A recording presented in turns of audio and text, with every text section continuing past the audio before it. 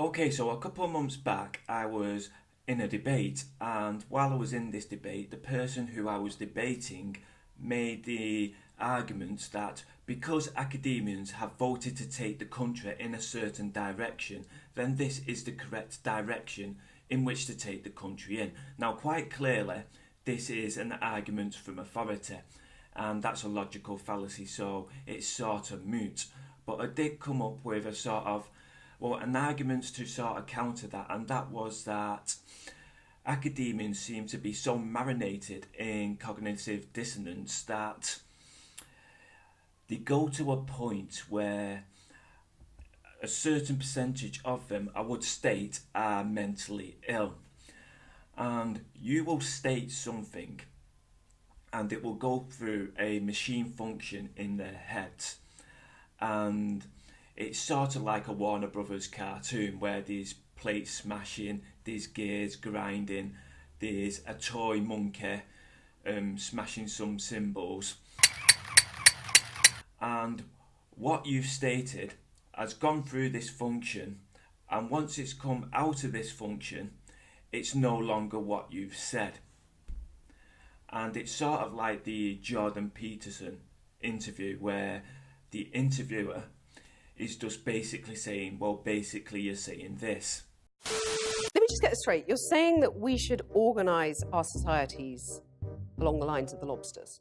I just want to show some evidence now of how I've actually got to this conclusion, because I've got to this conclusion after anecdotal experience of actually being at university and also debating academics on political debates after leaving university. Now, while I was at university, I was putting in a complaint to my university about the way the university had treated me during my time at the university. And sorry, I had to say university so many times.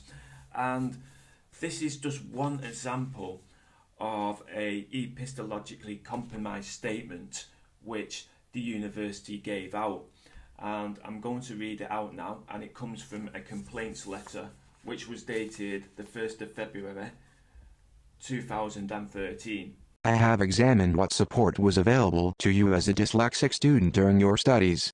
I understand through the Disability and Dyslexia Service that a student support agreement was arranged for you in October 2010.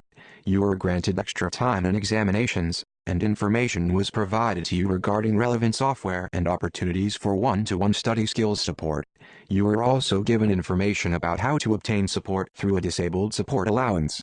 Through this, it was agreed by Student Finance England that you be provided with £1,660, 59 worth of specialist equipment, IT training to the value of £195, as well as financial support for printer consumables and internet access.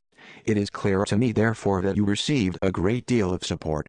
I therefore conclude that this element of your complaint does not have merit. Now, first of all, I wasn't actually complaining about this, but the monkey with the cymbals had done its job.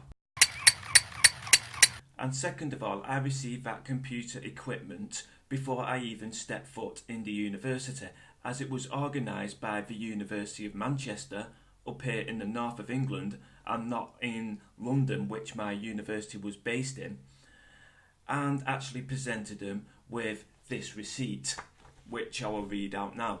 The 3rd of September 2010. Dear Mr. Lawless, we are in receipt of an order from your local authority for equipment funded by your disabled student allowance. So even though I showed them this hard physical data and pointed out that September is the 9th month and October is the 10th month and that 9 comes before 10, so in order for their statement to be true, they would have had to deliver back in time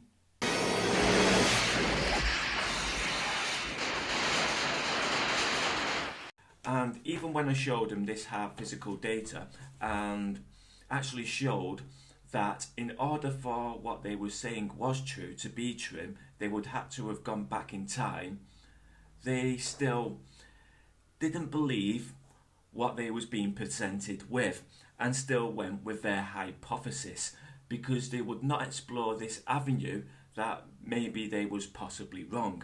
And this would perpetually happen.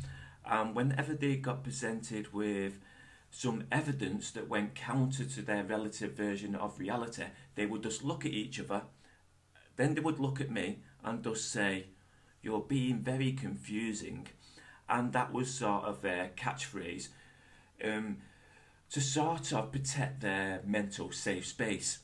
So the way that academics seem to behave, I think, borderlines on the limit of being mental abuse, and to be honest, it goes way past the limit of being mental abuse, or way past the limit of it being borderline mental abuse.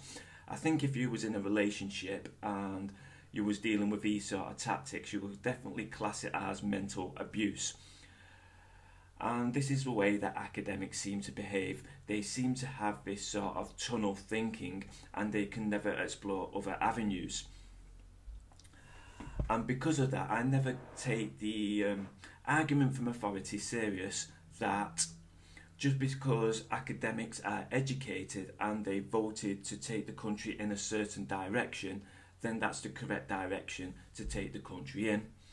And with saying that, I think that's all I've got to say. So, sayonara.